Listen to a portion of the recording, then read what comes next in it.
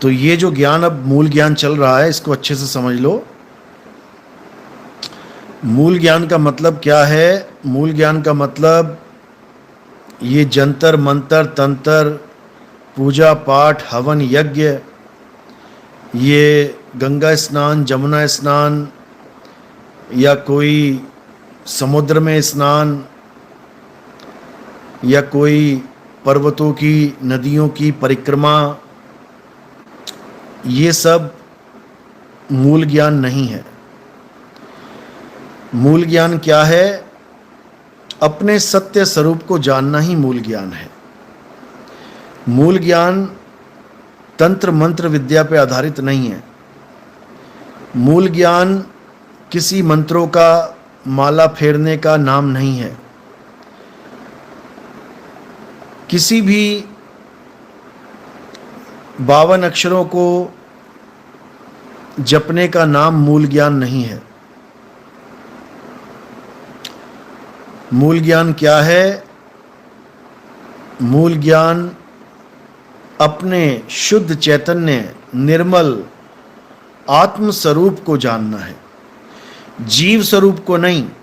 क्योंकि कई लोग अनुभव ना होने के कारण, जो अनुभवी नहीं है, जो आत्मा और जीव में भेद नहीं जानते, जो संत बने बैठे हैं, बड़ी बड़ी बातें करते हैं, लेकिन ना तो उनको जीव की संज्ञा पता है और ना ही उनको आत्मा का ज्ञान है। वो जीव और आत्मा, ये दोनों को एक ही समझ बैठते हैं। ये जीवन भर भी मेरा सत्संग सुनेंगे, ये तब भी नहीं समझ पाएंगे कि आखिर मैं कहना क्या चाह रहा हूं। जीव निर्मल अवस्था नहीं है और आत्मा शुद्ध अवस्था है। इसीलिए संतों ने आत्मा सो परमात्मा कह के भी बोला है। जीव सो परमात्मा नहीं बोला कभी। जीव सो परमात्मा कभी नहीं बोला है, लेकिन आत्मा सो परमात्मा बोला है। इसलिए आत्मा को कभी जीव मत समझना, गलती से भी। लेकिन जिनको अनुभव नहीं है ना आत्मा का ना जीव का, वो जहां जहां मैं बोलता हूं कि आत्मा को जानो, आत्मा को जानो, वो मूर्ख ये समझते हैं कि नितिन दास कहना चाह रहा है जीव को जानो, जीव को पहचानो। और बड़े बड़े अक्षरों में लिख के थंबनेल लगा के वीडियो बनाते हैं कि देखो नितिन दास जीव आत्मा को परमात्मा कह रहा है। अरे मूर्खों, ओ मूर्खों, तुम्हारे भेजे में जाने वाली नहीं है मेरी बात। तुम्हारी बुद्धि में, तुम्हारी अकल में ये बात कभी नहीं जाएगी जो मैं कहना चाह रहा हूं। समझो मैं क्या कहना चाह रहा हूं, उसको अच्छे से समझो। जो तुम्हारी बुद्धि में कीड़े घुस गए हैं, उन कीड़ों का इलाज अच्छे से कर देता हूं मैं आज। समझ लो जीव क्या होता है, समझ लो, और आत्मा क्या होती है उसको भी समझ लो। ऐसे ही मत चले जाना इस जीवन से बिना जीव और बिना आत्मा को जाने। जीव वो होता है जो है तो परमात्मा का अंश, अविनाशी, लेकिन इस मिट्टी की काया को धारण करके वो अपने आप को मिट्टी समझने लग जाता है कि मेरी 2 आंखें हैं, मेरे 2 कान हैं, मेरी एक नाक है, मेरी खाल, मेरे बाल, मेरी हड्डी, मेरी पेट, मेरा पीठ, इसी में उलझा पड़ा होता है। इसको जीव कहते हैं। और जो जीव अपने शरीर को सत्य मान लेता है कि मैं यही शरीर हूं, वो भगवान भी अपने शरीर जैसा ही ढूंढता है। वो परमात्मा भी अपने जैसा ढूंढता है। क्यों? क्योंकि जैसा परमात्मा वैसी उसकी जीवात्मा। जैसे कुत्ते का बेटा कुत्ता होता है, हाथी का बेटा हाथी होता है, शेर का बेटा शेर होता है, गधे का बेटा गधा होता है। इसी प्रकार वो अपने आप को शरीर मान के सोचता है कि जब मैं शरीर हूं तो मेरा पिता भी शरीर ही होगा। बस बस इसी को समझना है। अगर ये समझ लिया तो समझो कल्याण हो जाएगा। क्योंकि कुछ संतों ने कैसा भरमा दिया लोगों को कि बाइबल में लिखा है परमात्मा ने अपने बच्चों को अपने जैसा बनाया। अब यहां लिखा है कि अपने जैसा बनाया, अब ये भेद है। ये ऐसा नहीं है कि परमात्मा ने अपने बच्चों को आदमी जैसा बनाया। तो कुत्ते किसको बनाया? तो बिल्ली किसको बनाया? तो हाथी घोड़ा किसको बनाया? पड़ोसी के बच्चों को। अरे सब परमात्मा के ही जीव हैं? तुम आदमी हो गए हो तो तुमने ये मान लिया कि परमात्मा ने हमें अपने जैसा बनाया, और कुत्ता सोच रहा होगा कि परमात्मा ने मुझे अपना जैसा बनाया। हमारा परमात्मा तो कुत्ते जैसा है, उसकी 2 आंख 2 कान और 1 पूंछ होनी चाहिए। वो अपने जैसा परमात्मा, अपने जैसा पिता ढूंढेगा। हाथी सोचेगा मेरे परमात्मा ने मुझे अपने जैसा बनाया, उस परमात्मा की 1 सूंड होनी चाहिए, 2 बड़े बड़े कान होने चाहिए और पीछे 1 पूंछ होनी चाहिए। हैं? नाली का कीड़ा सोचेगा परमात्मा नाली के कीड़े जैसा होता है। वो नाली में ढूंढेगा कि कहीं ना कहीं मेरा पिता मिल जाएगा नाली में, जैसे मैं बैठा हूं वैसे वही बैठा होगा। तो ऐसे लोग परमात्मा को अपने जैसा ही समझ लेते हैं। समझो गरीबदास जी महाराज क्या समझा रहे हैं। जिस दिन गरीबदास जी महाराज की वाणियां इन मूर्खों के हाथ लग गई ना, इनके पैरों से जमीन निकल जाएगी। तो क्या कह रहे हैं गरीबदास जी महाराज? सबसे पहले तो साकार और निराकार इन दोनों का खंडन कर रहे हैं। समझ लो, क्योंकि कई लोग सवाल पूछते हैं, क्या कहते हैं कि परमात्मा साकार है कि निराकार है। अब समझना है इसको, बात को। कई लोग कहते हैं परमात्मा साकार है या निराकार है। तो इसका उत्तर समझ लो।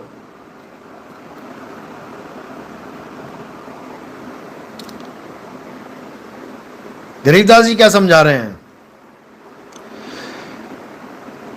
अब ये लाइनें आपने कई बार सुनी होंगी जो मैं बोलने जा रहा हूं।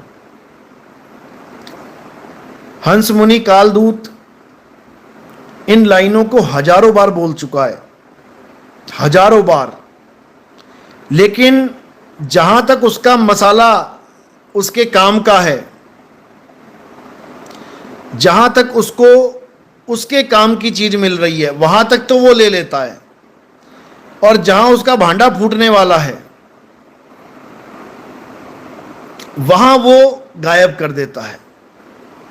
तो एक वाणी है गरीबदास जी महाराज की, हजारों बार बोलता है वो। कौन सी वाणी है? कि सतगुरु जो चाहे सो करही, 14 कोट दूत जम डरही,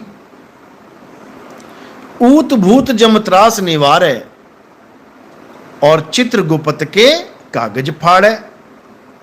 यहां तक तो खूब सुनाएगा और जय जयकार लगवा देगा। बोलिए बंदी छोड़ की जय, अपना नाम लगवा के। कबीर साहब की तो जय बोलता ही नहीं कोई जल्दी, बस बंदी छोड़ हंस मुनि की जय, बंदी छोड़ हंस मुनि की जय। अब इसके आगे जो 2 लाइनें हैं ये कभी जीवन में नहीं पढ़ेंगे ये लोग, लेकिन मैं आपको बता देता हूं कि क्या लिखा हुआ है। कहते हैं इच्छा बीज अचिंत कराही, निर्वासीक परम पद पाही। ये परम पद की बात चल रही है यहां पे, समझ लो।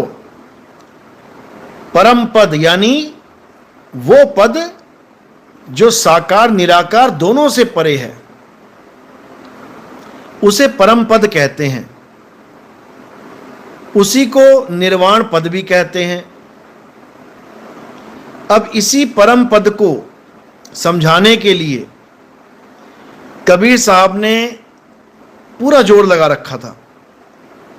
धर्मदास जी को समझाने के लिए बहुत समझाया धर्मदास, 100 बार बताया परम पद के बारे में, लेकिन वो समझ ही नहीं पाया। तो एक कहानी बनाई गई जिसमें सत्य पुरुष, अक्षर पुरुष, काल निरंजन पुरुष, माया, 3 गुण, 5 तत्व, ये सारा जगत, ये सारा एक कहानी के रूप में बताया गया। और इस कहानी में इतनी मिस्टेक रखी गई, इस कहानी में भी इतनी त्रुटियां रखी गईं। क्यों रखी गईं? क्योंकि जो अज्ञानी गुरु होगा वो इस कहानी के बेस पे ज्ञान देगा और उसका ज्ञान आगे जाके कट जाएगा, क्योंकि कहानी में बहुत झोल है, कहानी में बहुत सी गलतियां हैं जिसका जवाब नहीं है इन लोगों के पास। और जो असली गुरु होगा वो मूल ज्ञान बताएगा, वो कहानी कहानी नहीं सुनाएगा, वो कहानी को तत्व ज्ञान के द्वारा विश्लेषण कर देगा। तो यही जो वाणी है, सतगुरु जो चाहे सो करही, 14 कोट दूत जम डरही, ऊत भूत जम त्रास निवारै, चित्रगुप्त के कागज फाड़ है। इसके आगे क्या लिखा है? इच्छा बीज अचिंत कराही, निर्वासिक परम पद पाही। आगे कह रहे हैं निराकार आकार ना कोई, और जाका नाम परम पद सोई। निराकार आकार यानी साकार ना कोई, यानी परमात्मा का उस परम पद का जो स्वरूप है वो ना तो साकार है और ना निराकार। आप इसको अच्छे से देख सकते हैं, आप स्क्रीनशॉट भी ले सकते हैं।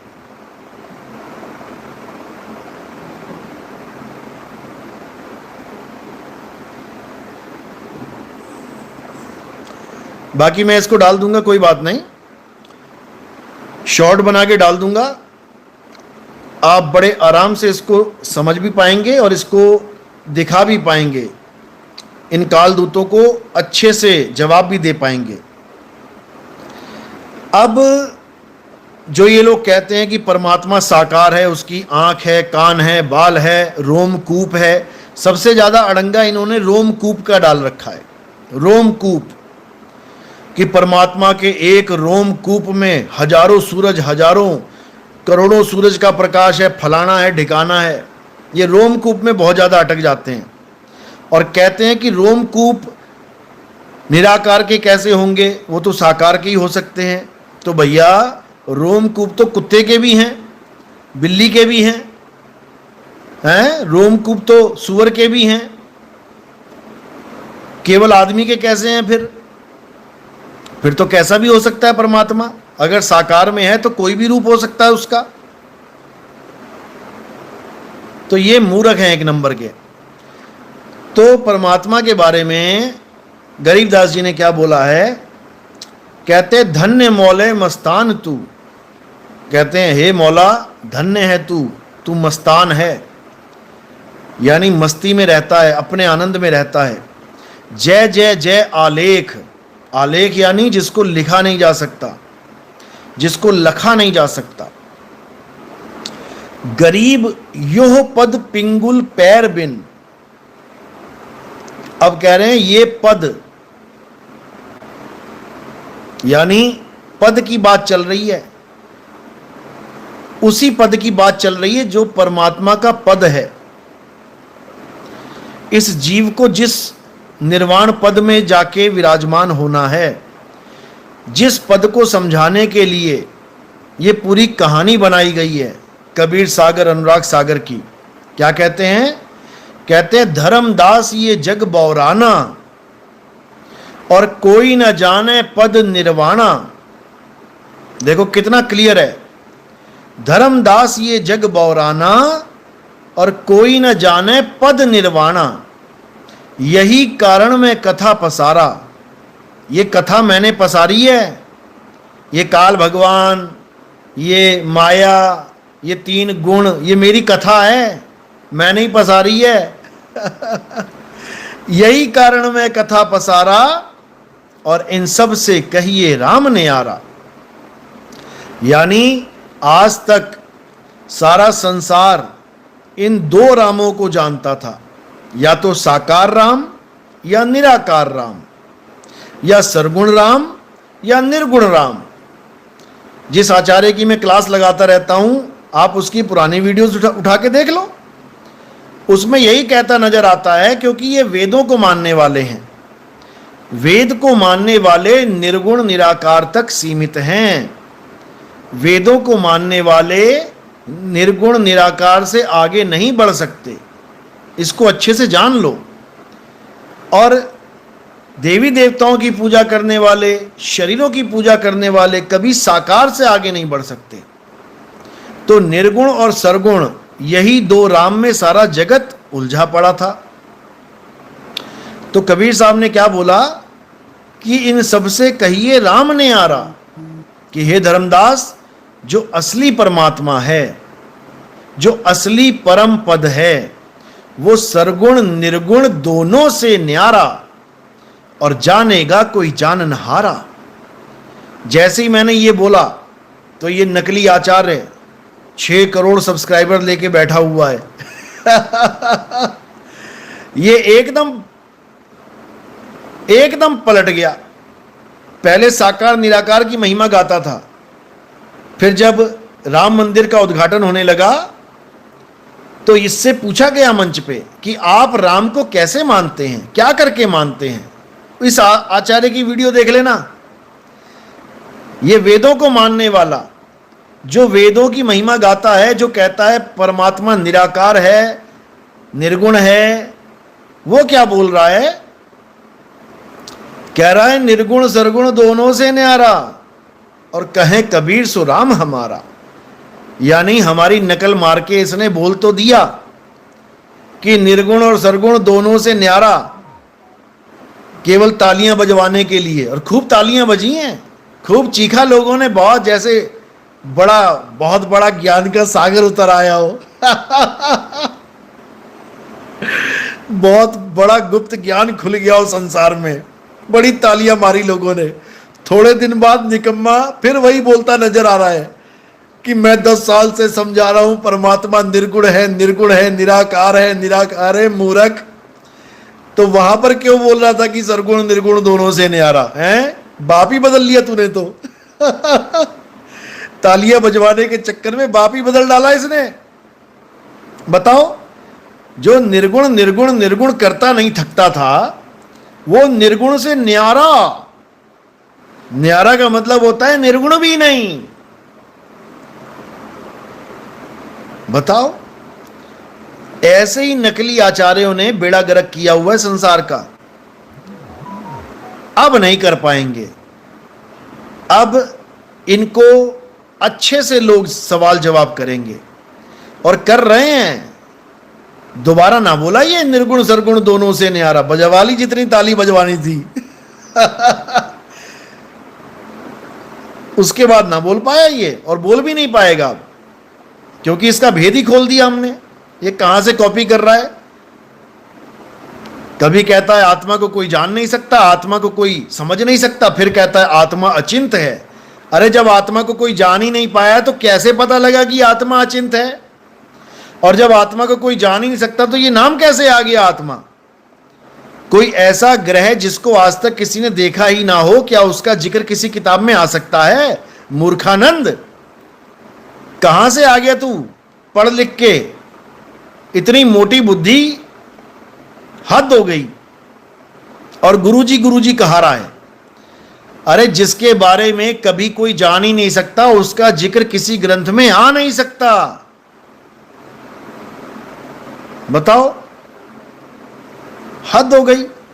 अगर ग्रंथों में लिखा है आत्मा अचिंत है, आत्मा अडोल है, आत्मा अबोल है, आत्मा हक है, इसका मतलब आत्मा का अनुभव किया हुआ है किसी ने, तभी तो लिखा जा रहा है। इतनी मोटी बुद्धि मैंने कभी नहीं देखी, और आईआईटी कहला रहा है कि मैं आईआईटीएन हूं। बताओ, तो 5वीं पास भी नहीं लग रहा मुझे तो ये। ढंग से की हो इसने तो। बताओ, जो सिलेबस तू पढ़ रहा है किताबों में, जो किसी ने लिख के दे दिया है तुझे पढ़ने के लिए, तू उसको नकार रहा है कि नहीं ऐसी कोई चीज होती नहीं, तो पढ़ क्यों रहा है फिर? छोड़ दे उसको। लेकिन छोड़ेगा भी नहीं। गीता के सेशन देगा क्यों? पैसा कमाना है, 100 200 रुपए में बेचनी है गीता। बताओ। अरे गीता आत्मा की महिमा गाती है मूर्खानंद, और तू कह रहा है कि आत्मा को कोई जान ही नहीं सकता। गीता कह रही है कि आत्मा अचल है, अडोल है, सदा स्थिर रहने वाली है, अचिंत है। बताओ। और ये कह रहा है आत्मा नाम की कोई चीज होती ही नहीं है। आत्मा को जानना, आत्मा को समझना, आत्मा को देखना, इसका मतलब है कि झूठ को देखते रहो। बताओ, शर्म आनी चाहिए ऐसे लोगों को। और क्या बोलूं मैं? गीता भी पढ़ा रहा है और कृष्ण जी कह भी रहे हैं कि इस दुनिया में अगर कुछ सत्य है तो वो आत्मा है। और ये मूर्खानंद कह रहा है कि अगर इस दुनिया में कुछ नहीं है तो वो आत्मा ही है जो नहीं है। अरे मूर्ख, आत्मा के अलावा कुछ नहीं है। ये तुझे दिख रहा है, सूरज चांद सितारे धरती आकाश पाताल, ये है नहीं यहां पे। निकम्मे, ये सब झूठ है जो दिख रहा है, ये कुछ भी नहीं है यहां पे। जैसे सपने में कोई चला जाता है किसी जंगल के अंदर, तो वहां लगता है कि मैं जंगल में आ गया हूं, वहां जंगल है नहीं, भरम जाल है वो, माया जाल है वो। समझ ले। वहां कौन है? देखने वाला है वहां पे, और जो दिख रहा है वो कुछ नहीं है वहां पे। वो सब झूठ है, स्वप्न है, सपना है। उमा कहूं मैं अनुभव अपना, सत्य हरि भजन, यानी आत्मा का भजन ही सत्य है। जगत सब सपना। और ये जगत की टेंशन लेके बैठा है। मौसम बदल रहा है, गर्मी बढ़ रही है, एसी कम चलाओ, हैं? ये तेरा ज्ञान है, ये तेरा ज्ञान है। भैंसों का दूध मत पियो, तो कुतिया का दूध पिएंगे क्या? बताओ। है? गाय का दूध मत पियो। खुद सारी उम्र पी पी के भैंस बन गया है, अब बुढ़ापे में इसको ये समझ में आ गया कि भैंस का दूध मत पियो। ज्ञानी बना हुआ है, कोलेस्ट्रॉल लेवल इसका इतना हाई हो गया कि आंखों में यहां पर इसके धब्बे पड़ गए हैं कोलेस्ट्रॉल वाले। अब डॉक्टर ने मना कर दिया इसको कि दूध मत पिए नहीं तो टपक जाएगा। अब वीगन बन गया ये, हैं? हमें पाठ पढ़ाएगा। इतना बुरा हाल है इसका। एक जगह बोल रहा था मैंने भी खूब परांठे, खूब मक्खन, खूब दही उड़ाया है। अरे तूने उड़ाया है तो दूसरों को भी उड़ाने दे, तेरी उम्र में आगे वो भी छोड़ देंगे। इसको गाय भैंसों की फिक्र है, इसको इंसान की फिक्र नहीं है। गाय भैंसों का, कुत्तों का दर्द इसको दिखाई दे रहा है। इसको ये नहीं दिख रहा कि तेरे चक्कर में कितने आदमी फंस गए हैं और ये सब 84 में जाएंगे। ये नहीं दिख रहा इसको। इंसानों का हत्यारा बन गया और जानवरों का प्यारा बना बैठा है। बेशरम इंसान। कुत्तों का दुख इसको दिखाई दे रहा है और इंसान की दुर्दशा नहीं दिखाई दे रही है कि तेरे पीछे लग के बर्बाद हो जाएंगे ये लोग। बना हुआ तो फिलोसफर ज्यादा। बताओ।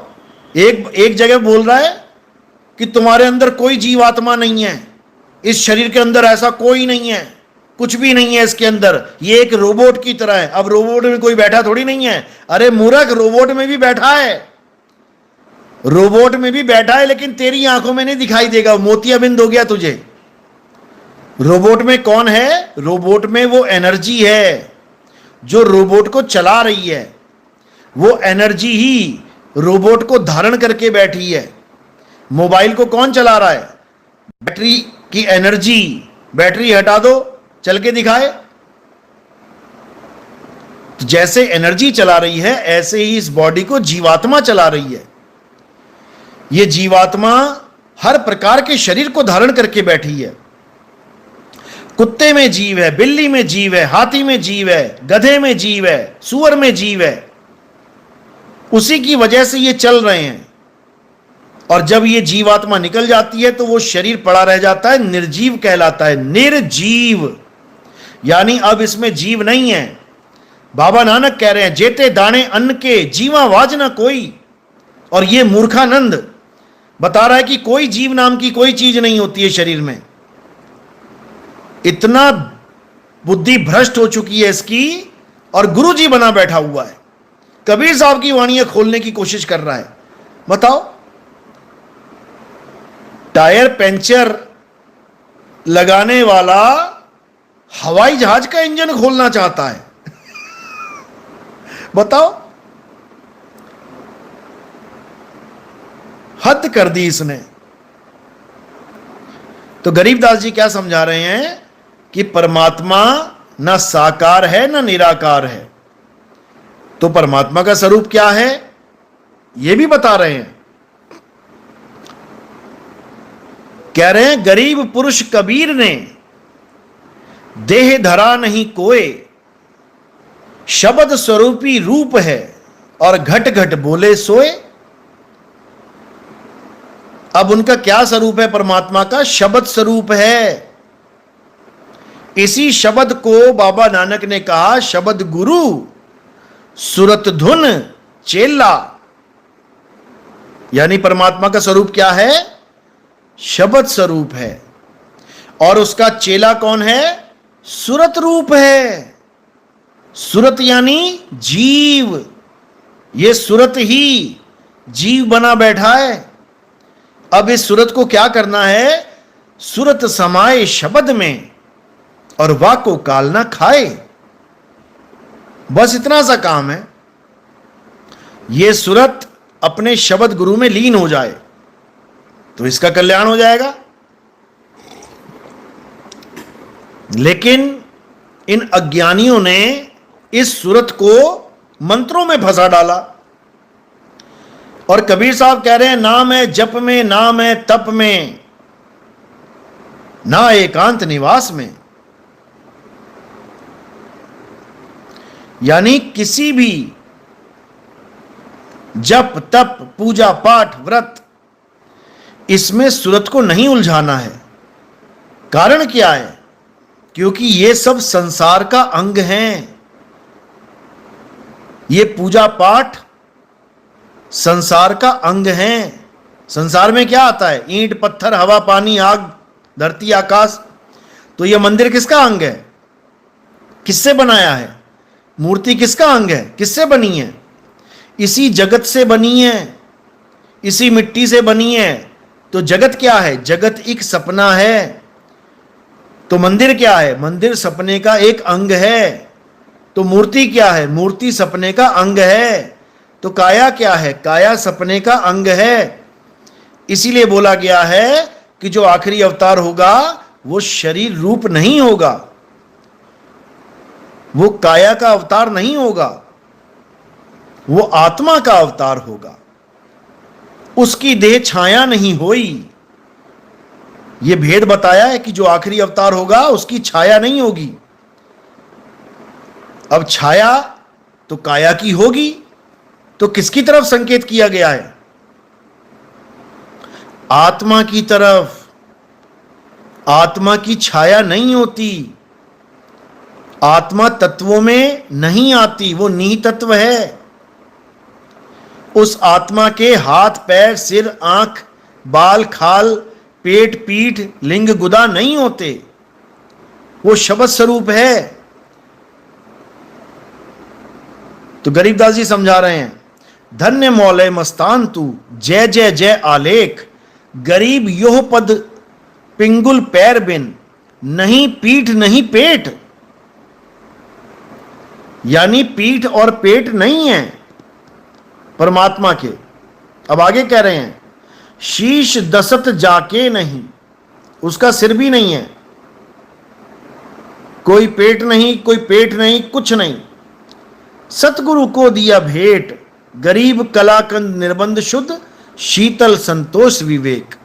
निर्मल, ऐसा स्वरूप जो निर्मल है। और मल क्या होता है? गंदगी। ये आंख, कान, नाक, मुख, ये सब गंदगी के रास्ते हैं। परमात्मा के कोई भी ऐसा द्वार नहीं है जिसमें से गंदगी निकलती है। तो कह रहे हैं पीठ ना पेट नहीं, देही दम है, काहे चढ़ावे पदम 18। सेतु ना बांध समुद्र ना फांदी है, ना रघुबीर जी लेत अवतारा। सुख सागर बीच मिलेंगे जो स्वामी जी, दास गरीब जो होत जुहारा। यानी ना पीठ ना पेट नहीं, उसके देही में दम है। दम यानी ये सांस जो चल रही है, मेरा दम फूल जाता है, मुझे दमे का रोग है। दम यानी परमात्मा सांस नहीं लेता। समझो, पानी से पैदा नहीं, श्वासा नहीं शरीर, और ये सांस लेने वाले परमात्मा बने बैठे हैं। अभी ऑक्सीजन की कमी हो जाए, अभी सांसें फूलने लग जाएंगी नकली परमात्माओं की।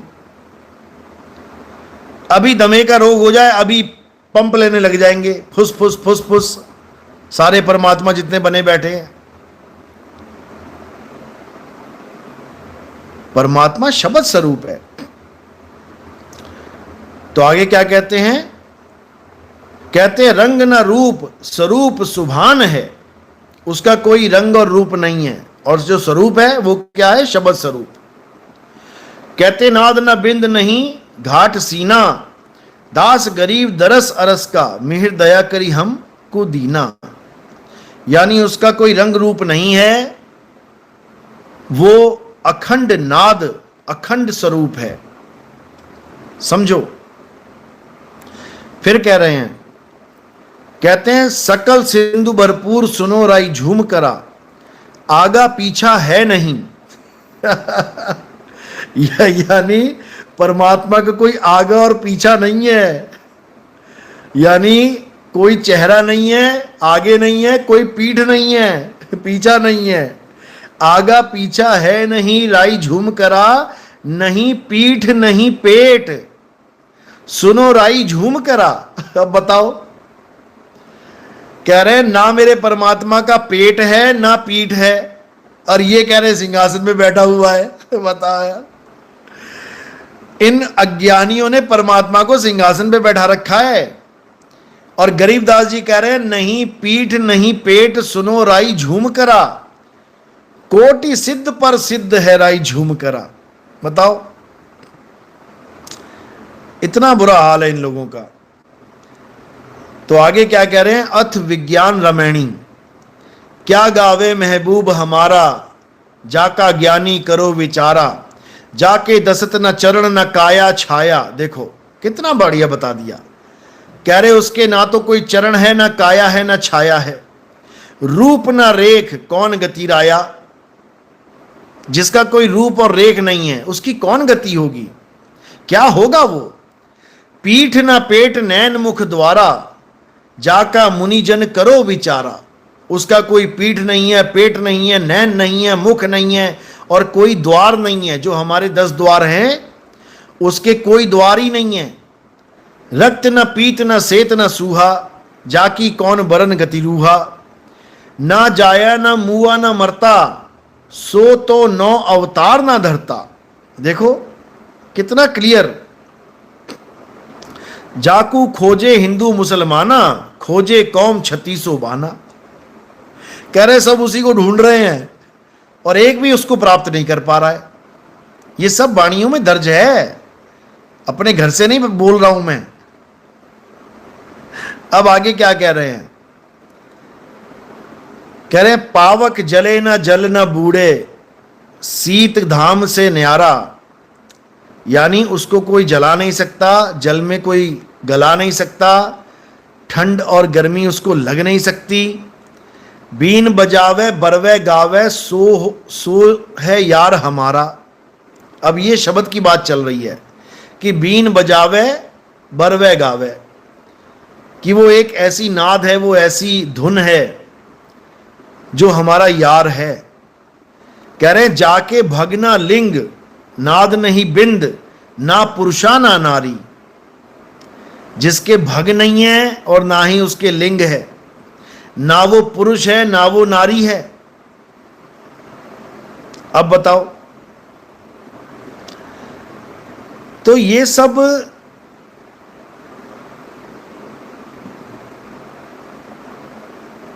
लिखा हुआ है। आगे कह रहे हैं जाके शकल न सूरत, महल न मूरत, रूप रेख नहीं कोई, अति अगाध अगोचर ऐसा निरालंब निर्मोही। यानी उसकी कोई शक्ल भी नहीं है, उसकी कोई मूर्ति भी नहीं है, उसका कोई महल भी नहीं है।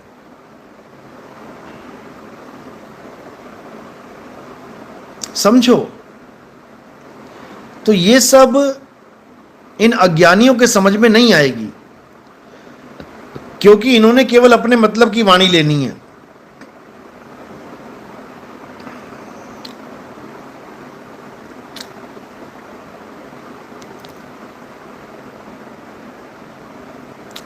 सवाल है कि आप किस धर्म के अनुसार भगवान का वर्णन कर रहे हैं। पहली बात तो ये समझ लो कि धर्म केवल एक ही है, सत्य सनातन धर्म। और सत्य सनातन धर्म में जिसका जिक्र कहा गया है, समझाया गया है, वो हमारा अचल स्वरूप है। किसी भगवान की व्याख्या नहीं चल रही है, यहां अपने सत्य स्वरूप की व्याख्या चल रही है। किसी भगवान की व्याख्या करोगे तो तुम किसी और की व्याख्या करने में लग जाओगे, जिसको तुमने कभी देखा नहीं। और जो यहां व्याख्या चल रही है वो तुम्हारे अचल स्वरूप की व्याख्या चल रही है, जिसको संतों ने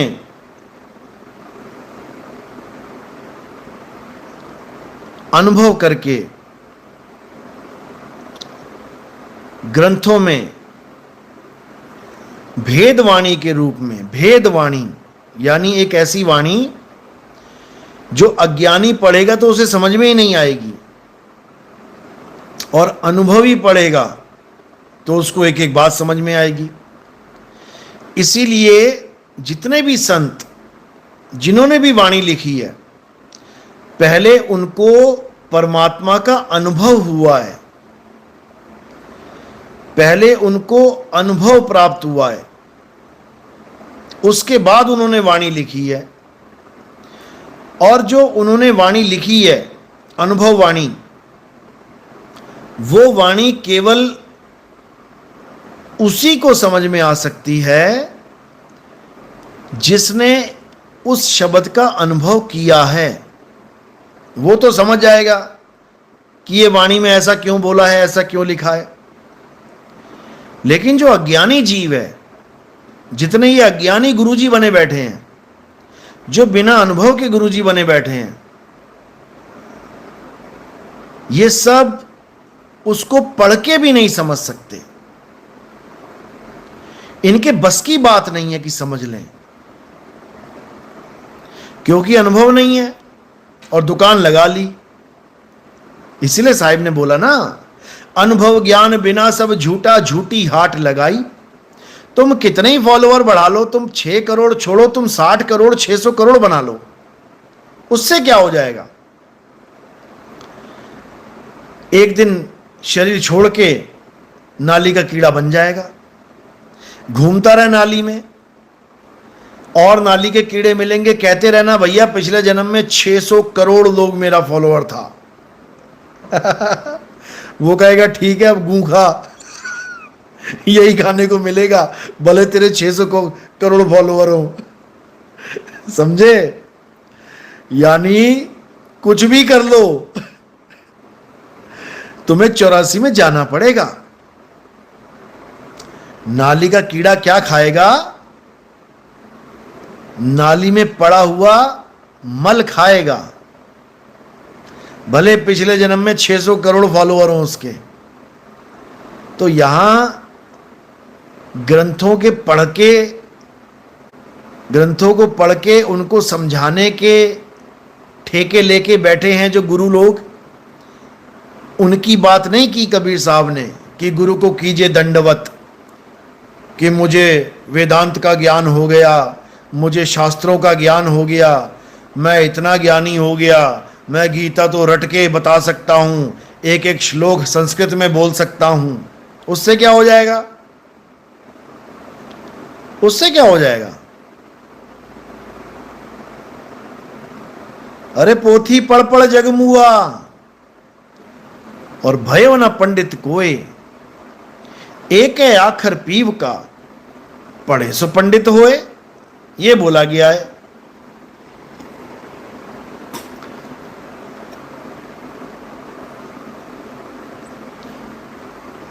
तो भाई